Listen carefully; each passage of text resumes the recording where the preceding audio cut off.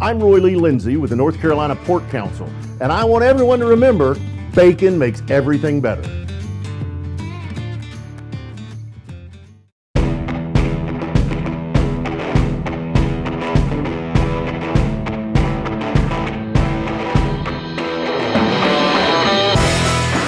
We're going to talk about college football, the first weekend of official widespread college football action. And here in the Old North State, our Division I FBS teams go 6-1. North Carolina gets the big win to kick it all off over Minnesota 19-17, but it was a nail-biter and a costly victory for the Tar Heels. I don't think Mack Brown expected to be looking to his bench full-time for Connor Harrell to be the quarterback starting this week after the game against Minnesota, but Max Johnson lost for the year. That's a tough break, literally, for Carolina. Yeah, no doubt about it. I mean, there's a lot to take away from that game. You did on the weekend when a lot of other teams were playing cupcakes. The Tar Heels took on a Big Ten team on the road and got the win. That's a heck of a starting point. There's no doubt about it, and that has to be one of the takeaways. Max Johnson clearly, from what I've been told, was QB1 throughout the month of August. And yes, they did have in mind a series of packages for the backup Connor Harrell. For those who haven't seen Harrell play much, he's a better athlete than Max Johnson. He's not nearly the thrower or the polished passer or a guy with the ability to read defenses the way Max Johnson, who had started dozens of games in the Southeastern Conference, home and away, as a former player at LSU and at Texas A&M. So the new guy with the Tar Heels, the son of the Super Bowl quarterback, Brad Johnson, a North Carolina native, he's on the shelf for the rest of the year. It's obviously, it's sad. It's a sad story. You can see the grief on his dad's face and the tears in his mom's eyes when that injury happened. And let's face it, the Tar Heels, beyond that downside, they got some important stuff done, right? They won a game in gritty fashion with defense and special teams and one of the best running backs in America, Omarion Hampton. We knew Hampton was great, but he was playing behind a line with 4 new starters. The tackles, who were brand new, were shaky enough that they got their quarterback hurt. And he was under pressure a lot because those 2 tackles had never started a college football game prior to the Minnesota matchup and had barely even played beyond special teams, which is not something you see often, not something you want to see. But the Tar Heels survived those circumstances in the form of the victory. They obviously lost their quarterback in the process, but Hampton got his runs. The backup Connor Harrell made one big throw down the sidelines to J.J. Jones at a key moment. Noah Burnett was one of the stars of the show. He hits all 4 of his field goals while an all Big Ten kicker, Mike. And this is where a little luck comes in. You can be good, you can be mediocre, but as Jimmy Buffett's song Love and Luck says, luck can be one of the most important things in the universe. There aren't going to be many games where that kicker at Minnesota on his home field clanks a short one off the upright and then at the end with a chance to win, pulls one as a left-footed kicker wide to his right. That's a little luck. I'm not saying the Heels didn't earn it, but one swing of the foot could have turned a loss for the Gophers into a win for the Gophers. Instead, it was the Tar Heels taking that happy trip home. So, more good than bad in terms of what the Heels accomplished on defense and special teams and to a degree with that running game. But with the loss of Max Johnson, only a very manageable schedule, to me, leaves the possibility of the Tar Heels getting on a run here, because Connor Harrell was not a good quarterback in the Tar Heels bowl game last year after Drake May decided to opt out while moving on to the NFL. And apparently during August practice, Connor Harrell had trouble reading Jeff Collins' defense. He had trouble throwing interceptions. He just had trouble, a little bit of the deer in the headlights look when he was asked to do the more advanced go through your progressions aspect of being a big-time college quarterback. Now he's going to be thrown into the fire, and there's certainly nobody proven behind him, and that is going to complicate the Tar Heels' journey the rest of the way, even if they have a legitimate chance of winning these next 3 games on their home field at Kenan Stadium. They could probably play with the entire field hockey team on the football field against Charlotte. We'll talk about the dismal performance for the 49ers and second-year head coach Biff Poggi a little bit later. But like you said, with a little love and luck, we will get by, and that might be the mantra for 2024 for Mack Brown's Tar Heels. One quick kudos, though. I want to give grace here in week 1. Didn't do that often last year, but I want to give some grace. Kudos to the Carolina defense. They did step up. Now Minnesota's not Ohio State. They're not Michigan. They're not Michigan State. They're not even Illinois. But Minnesota can throw some wrinkles at you. And Jeff Collins and that defense played really well. And if you remember early in Mack Brown's tenure at Carolina in 2.0, they lost a lot of games on missed field goals or late field goals. I remember one at Virginia Tech where I was throwing stuff at my television set in Orlando. But they get by, and it doesn't really matter at the end of the year. If you got lucky, if you won by 1, whatever the reason, as long as you got the dub, that's all that matters. So kudos to Carolina. Another kudos goes out to the North Carolina State Wolfpack. They were the hot team coming into the fall here in North Carolina, and the Wolfpack got off to a shaky start against Kerwin Bell and the Western Carolina Catamounts, but they come out with that final score of 38-21. And I tell you, KC and the Sunshine Pack, baby, KC Concepcion is a solid player. Grayson McCall, kind of average. He's coming off his worst season at Coastal Carolina coming into NC State. A lot of people forget about 2023 where he was average at best. But this kid, if he can just be serviceable and get the ball to number 10, Wolfpack's going to be tough. Yeah, Mike, and glancing forward real quick, we're all looking forward to one of the only top 25 versus top 25 matchups in all of college football happening right here in our backyard when the Wolfpack, ranked in the national top 25, takes on the also 1-0 Tennessee Volunteers, who are inching toward the national top 10 as those two get together at Bank of America Stadium in Charlotte on Saturday night. But glancing back, while we think forward, let's give some quick credit, as you mentioned, our guest from last year, and we took that trip to Cullowhee. Western Carolina head coach Kerwin Bell and his team deserve some credit. That guy has won pretty much everywhere he's been a head coach. He had a very good season last year, and despite losing his own son and his star running back Desmond Reed and one of the best receivers on his team, all to the Pitt Panthers of the ACC during the offseason, Coach Bell, the dad, had the Catamounts ready to play at Carter Finley on Saturday. They even led, remember, as a Western franchise or a program that has never beaten an FBS opponent, has never beaten the Wolfpack, and has never – it would have been the biggest regular season victory in the history of that program had they pulled it off. The Catamounts led 21-17 entering the fourth quarter before the Wolfpack did take control of that game. But as you mentioned, and you and I both know, a lot of Wolfpack fans had a lot of angst in the immediate aftermath of that game because of the details of the victory, including the late deficit, including a bunch of missed throws from the guy you mentioned, Grayson McCall.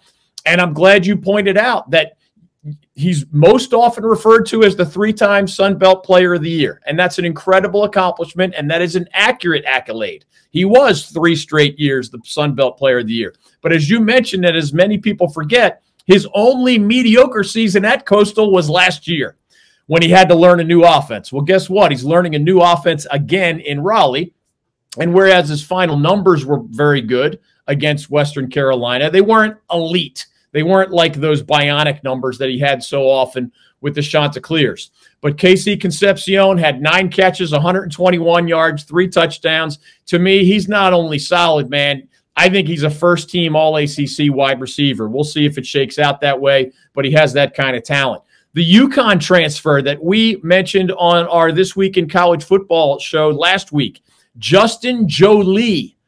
He had 5 catches for 75 yards offensively, and he actually made a great play when he ran down a Catamounts player who had made an interception and prevented what would have been a Western Carolina touchdown. To me, Justin Jolie looks like one of the best tight ends in the ACC.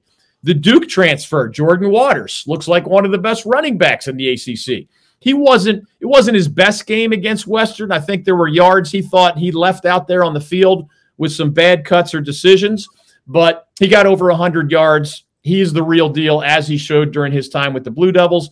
And the Notre Dame transfer that I mentioned, Zeke Correll, he offered that stabilizing presence at the center position on offense, which is very important to your entire line, but also to the brand new quarterback standing behind him. The Ohio State transfer, Noah Rogers, and the Wake Forest transfer, Wesley Grimes. Mike, they're both from the Triangle part of North Carolina. Obviously, they started their college careers somewhere else. They decided to come home, quote unquote. They made big plays and look like extremely promising young wide receivers for the Wolfpack. On defense, Aiden White actually gave up a touchdown pass to Western, but we know he's one of the best corners in the ACC. Right. The backdrop, though, is that Grayson McCall knows he has to be smarter. He has to be more accurate against the better opponents, including Tennessee in Charlotte on Saturday night. And we still can't be sure how this defense is going to play because they did give up 361 yards to that pretty crafty Western Carolina offense and creative quarterback Cole Gonzalez. But how will they look when the competition gets tougher with that Peyton Wilson guy, one of the best players in school history, now with the Pittsburgh Steelers of the NFL? As always, it's important to get the win, and that looks shaky after 3 quarters again. But as with the Tar Heels, it starts with the 1 in the W column, and that just kind of builds the excitement in a way it would not have heading to the Tennessee game if somehow the Wolfpack had lost that game against the Catamounts. We'd be having an entirely different show and an entirely different conversation. The Lawson Insurance Group in Raleigh is a family-owned business led by 3 actual brothers who happen to be huge sports fans: Ken Lawson, Miller Lawson, and Michael Lawson. I know these guys, I trust these guys, and I send these guys my own insurance business and that of my family. The next time you have insurance needs, I hope you'll do the same. The Lawson Insurance Group is known for its commitment to community and its dedication to ensuring that North Carolinians and their businesses are prepared for life's inevitable challenges, with the reminder that as a high street insurance partner, Lawson Insurance Group offers local expertise and support that, combined with High Street's extensive national resources, means more choice and support for you as their client. To learn more, search Lawson Insurance Group online. The Lawson Insurance website will be the first link that pops up. A year ago, Tony Trisciani and the Elon Fighting Phoenix were a pretty good squad in the Coastal Athletic Association, but they ended up not being too much of a match for Manny Diaz and his Duke Blue Devils in the debut at a less than filled Wallace Wade Stadium compared to a year ago in that Labor Day Monday win over the Clemson Tigers. Duke gets the win 26-3. This was a serviceable win. It was a get to know the Blue Devils win for the coaching staff and the players. I have a feeling they'll be a little bit better when they go to Evanston in that game by the lake this week against Northwestern. But this was about a very predictable game, though I did hear from our own coach, Jim Collins, that the Duke defense looked to be much improved over a year ago. Yeah, I think that's a good assessment, and I'm also glad you mentioned Coach Trish, because Elon is a really well-coached FCS team under Tony Trisciani, especially on the defensive side of the ball, which is his expertise. And while the Devils did get the victory in the end, and that new quarterback, the Texas transfer Malik Murphy, did play pretty well with almost 300 passing yards and 2 touchdown passes, it was alarming that the Blue Devils couldn't run the ball.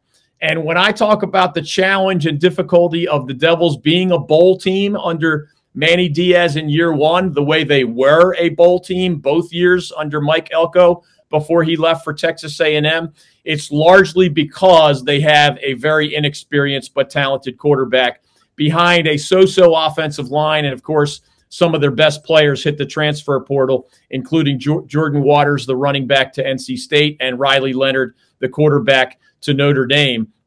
But that new head coach at Duke, Manny Diaz, he's best known for building great defenses, as he did at Penn State in recent years as the Nittany Lions defensive coordinator.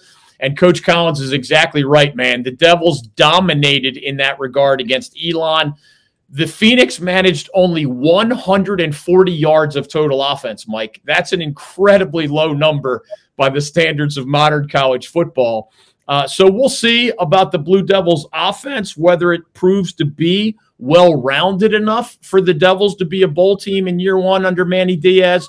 But I thought it was good for the fans to see that Manny Diaz is going to leave those defensive fingerprints on this year's Duke team, even though, remember, the Devils also lost a bunch of starters on that side of the ball. There are Duke defensive players from last year, good ones, that are starting at Oregon, safety Brandon Johnson, or Virginia Tech, defensive tackle Aeneas Peebles, or R.J. Oden, now at Notre Dame. I mean, these were good players, and the Devils avoided a significant drop-off, at least for 1 week, on that side of the ball. 43-15, Wake Forest with the win over A&T. Dave Clawson trying to get Wake Forest back into some rhythm. Hey, they got a big win. It was the biggest win out of the Big Four in terms of point differential. But North Carolina A&T, they weren't good a year ago. We saw them at the Aggie Eagle Classic there in Greensboro at Truist Stadium. They weren't able to keep up with Trey Oliver and the North Carolina Central Eagles then. We'll see if they are better when we see them later on this month in Durham at this year's Aggie Eagle Classic. But again, Wake Forest with the win. They get off to a good early start, and they too, just like North Carolina, have a cake schedule early in the 2024 season. So it's important to get some positive momentum rolling. Yeah, I mentioned last week on our This Week in College Football show that where I was pessimistic about Duke being a bowl team this year, I'm more optimistic about Wake being a bowl team this year. And I mentioned it was because of the pieces on offense. Plus, Dave Clawson being one of the smartest coaches that I know. He's the guy who set the all-time Wake Forest record, remember, by taking the Demon Deacons to 7 consecutive bowl games before that miss last year when the Deacons dropped all the way to 4-8. I think the offense is mostly back. The most important development on Saturday against North Carolina A&T was that sixth-year senior Michael Kern got the start. I guess it was Thursday, wasn't it? He got the start, the sixth-year senior for the Demon Deacons. But as expected, it was the Louisiana State transfer, Hank Bachmeier, who was also at Boise State for 4 years. And that's a pretty creative offensive program in the modern era. Bachmeier took the reins and ended up having a really good day. 18 for 28, 263 yards, 3 touchdown passes. Meanwhile, Damon Claiborne is a really talented running back.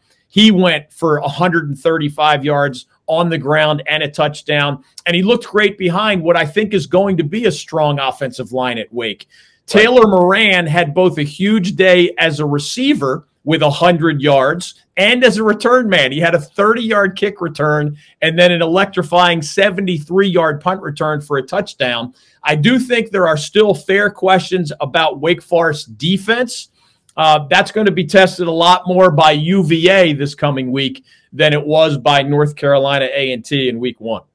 Michael Berard, Managing Director Investments with the Founders Group at Stifel, works with a select group of high net worth individuals and institutions to develop and implement investment plans tailored to their specific objectives and risk tolerances. If you are interested in highly personalized, well-researched guidance and outstanding personal service, you can contact Michael at 984-364-2002. That's 984-364-2002. Stifel Nicholas & Company Incorporated, member SIPC and NYSE. The Big Four all 1-0. North Carolina, NC State, Duke, and Wake, they all get wins. The other 3 FBS teams in North Carolina, well, they went 2-1. Let's talk about the one that went down. James Madison comes into Charlotte. They go over to Jerry Richardson Stadium, and they thump Biff Poggi's second edition 30-7. Charlotte is not good.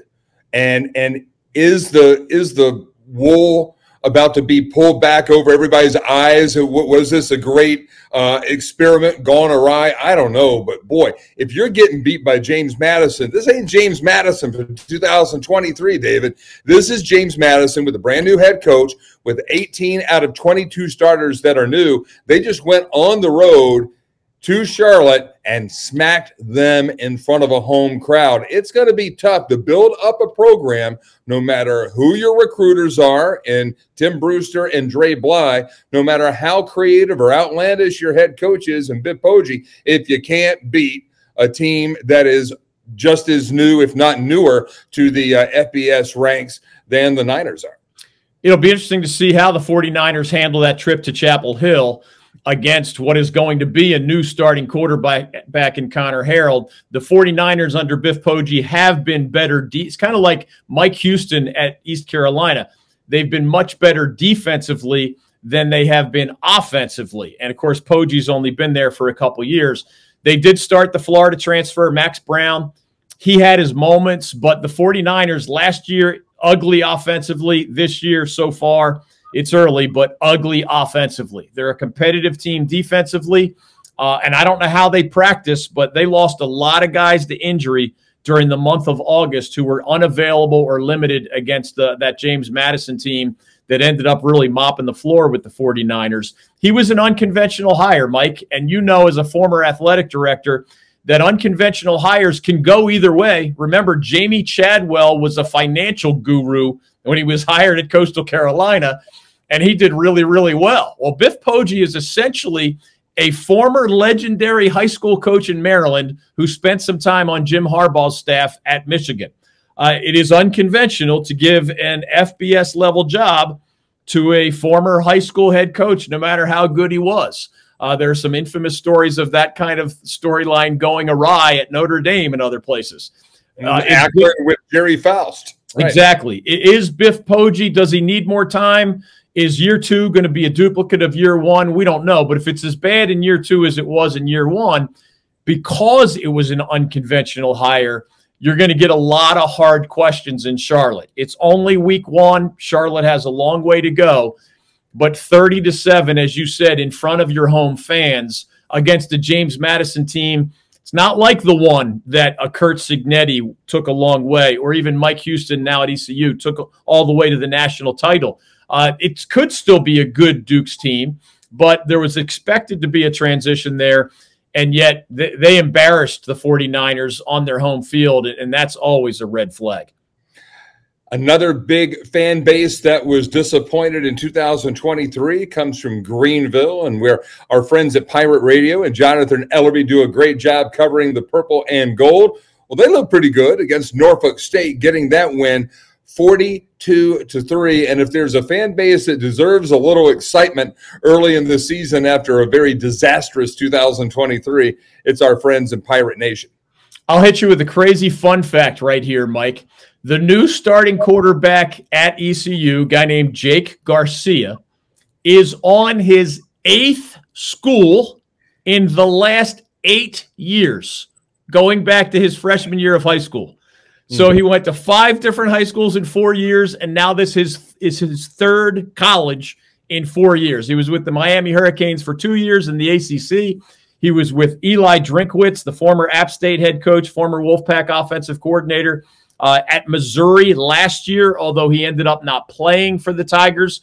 He ended up getting stuck 3rd string on the depth chart and didn't play at all there. But his 8th school in 8 years is ECU. He, of course, got the start. The Pirates were historically bad on offense last year. I mean, truly one of the worst in the country. Fired their offensive coordinator. The new guy is named John David Baker. He was recently co-offensive coordinator for some very explosive Ole Miss offenses in the Southeastern Conference. And then he plugs in Jake Garcia, the Missouri transfer, who did play a little bit for the Miami Hurricanes. And he actually played a lot for Missouri during their spring practice 1 year ago. But by the time fall rolled around, he fell to 3rd string on the depth chart and, of course, decided to transfer. Well, what happened? On the upside, he threw for 300-plus yards, which anyone who watched ECU play football last year knows was not going to be in the cards for them. So that is definitely a step in the right direction. 23 for 36, 308 yards, 4 touchdown passes. Again, not unlike what we saw last year. But Jake Garcia also had 3 interceptions. He also lost a fumble. So 4 turnovers to go with 4 touchdown passes may explain why he never worked his way up the depth chart at Miami or Missouri. Still, Pirates ended up with 500-plus yards of total offense. That is a huge step in the right direction after last year's debacle on that side of the ball. We just have to remember it was against Norfolk State, and that is not going to be the best litmus test. We'll learn a lot more about East Carolina, even this week when they play an Old Dominion team that just went to South Carolina and came close to beating the Gamecocks on their home field in Columbia. By the way, P.S. on ECU. They were actually pretty darn good on defense last year, which sounds strange because they only won 2 games. But they were dominant against Norfolk State. And Norfolk State got 114 yards of total offense. Again, that's an incredibly low number in today's day and age. Mike Edwards is a stud at linebacker. Deontay Johnson and Chad Stevens are studs on the line. Savone Revel Jr. is a great player at cornerback that they think has a chance to be an NFL guy. That defense, led by those guys, have to be the foundation if this is going to be a bounce-back year for Mike Houston's club, because that offense, while showing much more promising signs, obviously, I think it's going to need a little bit more time to grow. A year ago, Trey Lamb was the head coach at Gardner-Webb. He took the Bulldogs to Boone in the 2023 season opener and really pressed Sean Clark and the Mountaineers, but Appalachian got the win there. Yesterday in Boone, Trey Lamb was again the head coach of the opposition in the Mountaineers opener. Now he's the head coach of East Tennessee State. They make the short hop over the mountains into North Carolina, into Watauga County, and they go up against the Mountaineers. Sean Clark playing the master illusionist. He is not giving up anything. That was the least thick playbook. I think they ran 6 plays the entire day on offense, but Sean holding his cards very close to his vest at Kid Brewer Stadium in front of 36,000 people and one of the most impressive student sections that I have ever seen in Boone. And I've seen a lot of football in Boone, but the Mountaineers come away with the win 38-10. And that game was close early on, but again, the guy who is the key to the Mountaineers' success over last year and now this year is the young man from the West Coast, Joey Aguilar. He was sensational yesterday, still keeping it a little low-key. So I expect that as the Mountaineers turn their attention today over to the Clemson Tigers, the 0-1 Clemson Tigers, that the Mountaineers will open up their playbook a little bit. But again, it's always better to come out on top, and Appalachian State could be one of the surprise teams in the state this year. Overall, at the end of the campaign, they get the job done in Boone at home yesterday. Yeah, the Mountaineers have played in 2 of the last 3 Sun Belt Conference championship games, and in the preseason vote, they were predicted to be there again, in large part because of the guy you mentioned who was voted the preseason Offensive Player of the Year, Joey Aguilar. They're always good in the trenches at App State. That looks to be the case again this year. Sean Clark, of course, is a former lineman himself and proud of that part of App State's football culture.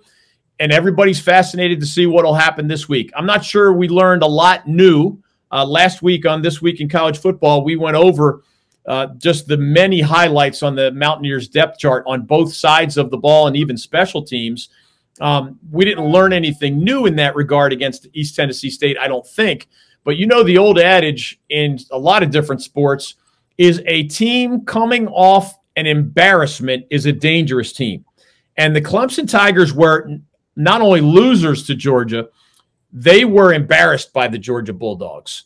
And App State is a very capable team heading to Death Valley, but against an angry Clemson team. The most unpredictable variable to me is, can App State's defense bother Cade Klubnik, who was obviously bothered by the Georgia defense? If App State can create turnovers with the defense and get that Death Valley crowd nervous early, well, then you have the recipe for a possible upset of the decade. But the depth chart at Clemson is more talented, more athletic than the depth chart at App State. But these dynamics are fascinating because the Mountaineers have shown they're not afraid of anybody. I was there when they played Miami of the ACC Tough not too long ago at the Rock. I've been there for their wild games against the Tar Heels, which went down to the wire. They're not afraid of anybody. They're not going to be afraid of Death Valley either, with Joey Aguilar leading the way. but it's going to be a nasty, angry, trying to rebound and prove themselves set of Clemson Tigers, and that makes that road challenge even more difficult for the Mountaineers. I think the angry people, probably more so than the Tigers on the field, are going to be the Tiger fans, because Dabo has already said, I'm not taking calls anymore on my call-in show. You have to email things in. The temperature is rising there, okay? And some of the Clemson folks that I talked to last night are starting to feel like, have we finally been kicked out of the executive tier of college football? Are we not there? This is a very important game for Clemson because, hey, it's not a conference game. They're not in 17th place in the ACC like their fellow legal combatant, the Florida State Seminoles. But Clemson needs to win this game, and they need to do so in such a way that fires their base up again, but probably just gives them some confidence, because they have just not been the same. And it's going to bring back that old refrain that we keep hearing again and again over the last couple of years. Should Dabo be going into the portal? He is resolute. He doesn't want to go there. He doesn't want to do that kind of stuff. But at some point, you kind of look around and say, hey, bruh, you're not up there anymore. You're not even in the talk. And I think this is a big game for Dabo Swinney and the momentum of this Clemson program. It's a reminder of how quickly the pendulum can swing, because if you and I tried to list all of the currently active FBS football coaches who have won the national championship, there's only 3, and exactly 0 have won more than Dabo's 2. It's Kirby Smart of Georgia with 2, it's Dabo with 2, and it's Mack Brown with 1. So you'd think the guy would get more respect than he's getting right now. But unlike Kirby Smart's 2 titles, which were very recent, Dabo's were in 2016 and 2018. And I know that sounds relatively recent, but the way the what have you done for me lately world goes, especially with the massive changes we've had with name, image, likeness, and immediately eligible transfers and the transfer portal, which Florida State and Louisville and Miami and others have really tapped into with great success. And Dabo will remind us that he does sometimes sign transfers, and he even last year pursued transfers while not ultimately signing any. There are schools in this league, Mike, that have signed 30 transfers in a given year, and Clemson's number was 0 this year. I think it's a combination of his skepticism toward the portal, and he sometimes has such loyalty to his favorite players that he can be blind to their many imperfections. And you know, I respect Dabo. He joins us on this show all the time, and far more than you'd expect for a 2-time national champion who's not even based here in our great state of North Carolina.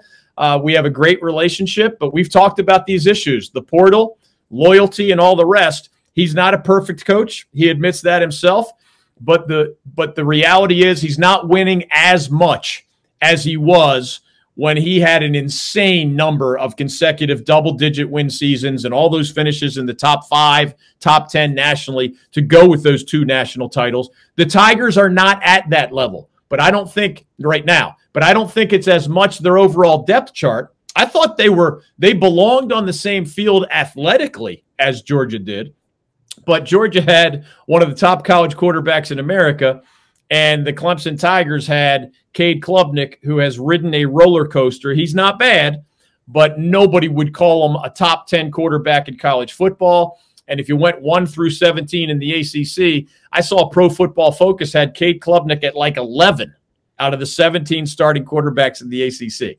That's something that Dabo needs to examine because I don't think they have anybody ready behind Cade Klubnik right now. And you're not going to have a chance against Georgia without good quarterback play. And you're not going to get back to double-digit win totals without Cade Klubnik being a better version of himself the rest of the way.